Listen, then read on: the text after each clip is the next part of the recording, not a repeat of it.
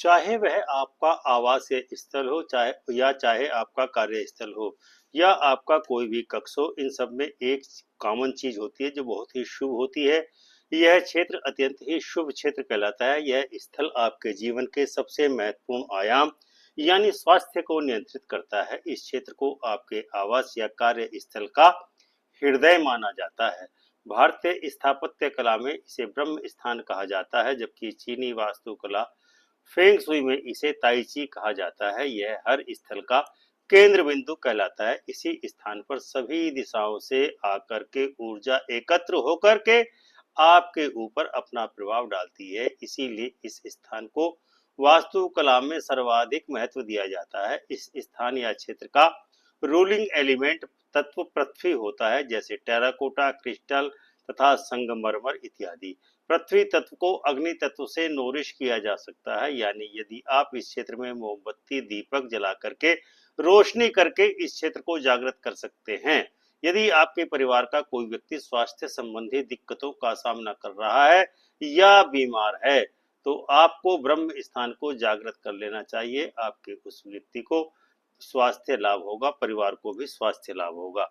नमस्कार दर्शक, वीडियो शुरू करने से पहले आपसे एक विनम्र निवेदन है कि यदि आपने हमारे चैनल को अभी तक सब्सक्राइब न किया हो तो चैनल को सब्सक्राइब करके बेल आइकन का बटन दबाकर ऑल का ऑप्शन अवश्य चुन लें, ताकि हमारा वीडियो अपलोड होते ही सबसे पहले आपको नोटिफिकेशन प्राप्त हो सके। तो आइए मित्रों, अब शुरू करते हैं ब्रह्म स्थान के बारे में ध्यान रखने योग्य विशेष ध्यातव्य तत्व, जिनको अपना करके आप अपने परिवार के सभी लोगों के स्वास्थ्य को उत्तम बना सकते हैं।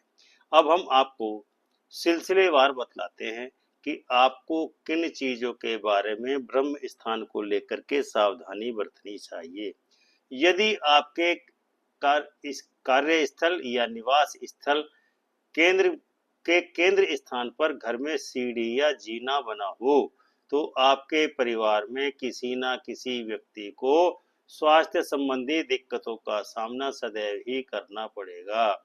इस चीज का भी आपको विशेष संज्ञान लेना चाहिए कि आपके ब्रह्म स्थान पर कोई भी भारी वस्तु यथा भारी सोफा इत्यादि कभी भी स्थापित नहीं करना चाहिए।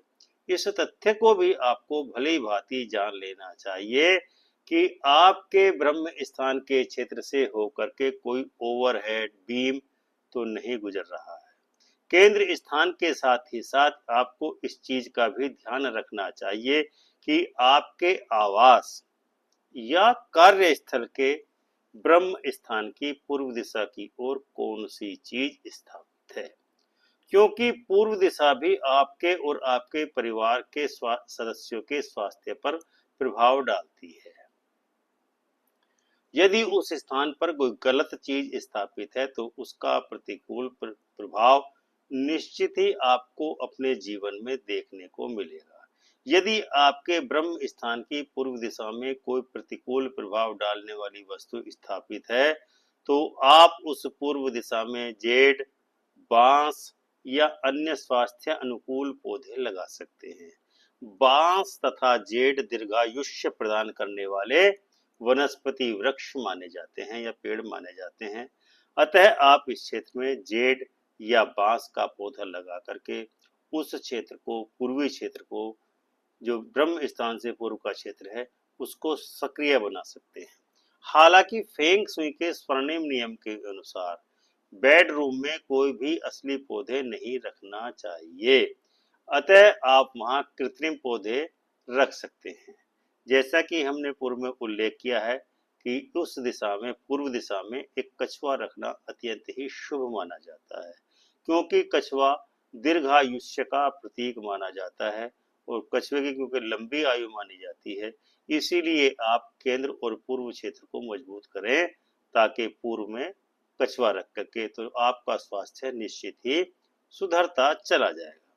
सभी भारी कंक्रीट संरचनाओं से केंद्र को मुक्त रखना सबसे अच्छा उपाय है। यहाँ एक सुंदर झूमर लटकाना आपके लिए निश्चित ही उत्तम परिणाम देने वाला होगा। इसमें 5 बल्बों के साथ इस झूमर का प्रयोग करना चाहिए, क्योंकि ब्रह्म स्थान का जो संख्या है वो 5 है, इसीलिए 5 बल्बों वाला झूमर ब्रह्म स्थान पर लगाना चाहिए। यहाँ एक संगमरमर का दिया स्टैंड भी रख सकते हैं। हर शाम कम से कम 2 साल तक दिए जलाएं। इससे घर में सकारात्मक ऊर्जा भर जाएगी। चूंकि यह विभिन्न दिशाओं से आने वाली सभी ऊर्जाओं का मिलन स्थल है, इसीलिए हम यहाँ 5 तत्वों का संतुलन बना सकते हैं, जो प्रत्येक दिशा पर शासन करते हैं और फेंग शुई का मूल आधार बनाते हैं। एक उदाहरण के लिए आप एक क्रिस्टल कटोरा लीजिए, जो पृथ्वी तत्व का प्रतिनिधित्व करता है। इसे पानी से भरें। पानी जल तत्व का प्रतिनिधित्व करता है। इस पानी को नित्य प्रतिदिन बदलना होगा। अब यहाँ इसमें कुछ तैरती हुई मोमबत्तियां रखें। तैरती हुई मोमबत्तियां अग्नि तत्व का प्रतीक है। इस कटोरी में रखा गया एक चांदी का सिक्का धातु का प्रतीक होगा और फूलों की पत्ती लकड़ी तत्व का प्रतिनिधित्व करती है। इस तरह हम पंच तत्वों में एक सामंजस्य स्थापित करके इस कटोरी में पांचों तत्वों का संयोग बना सकते हैं और उसका उत्तम लाभ प्राप्त कर सकते हैं, चाहे वह आपका अध्ययन टेबल हो या कार्य स्थल पर आपका डेस्क हो। बहुत केंद्र में कागजों या पुस्तकों का ढेर रखने से आपको निश्चित ही तनाव महसूस होगा और आप अधिक काम करने के लिए परेशान रहेंगे। ऐसे प्रश्न जहां जैसे क्यों नहीं, कंक्रीट या मेरा सारा काम ढेर रहता है का उत्तर दिया जाएगा। यदि आप टेबल के केंद्र को मुक्त रखते हैं तो एक बार में ही आपका किया हुआ कार्य सफलता को प्राप्त होगा। याद रखें कि हमारे आसपास अव्यवस्था मानसिक अव्यवस्था की ओर ले जाती है, जिससे हम चिड़चिड़े, चिंतित और स्मृति भ्रम के शिकार हो सकते हैं। इसीलिए कृपया उपरोक्त सिद्धांतों को ध्यान में रखते हुए केंद्र स्थान या ताई ची अथवा ब्रह्म स्थान की ऊर्जा को सकारात्मक रूप से बढ़ाएं। तभी आपके परिवार में स्वास्थ्य उत्तम रहेगा। तो दर्शकों, यह था हमारा आज का वीडियो, जिसमें हमने आपको बताया कि ब्रह्म स्थान को जागृत करके किस प्रकार से अपने तथा परिवार के स्वास्थ्य को अनुकूल बना करके लाभ प्राप्त कर सकते हैं।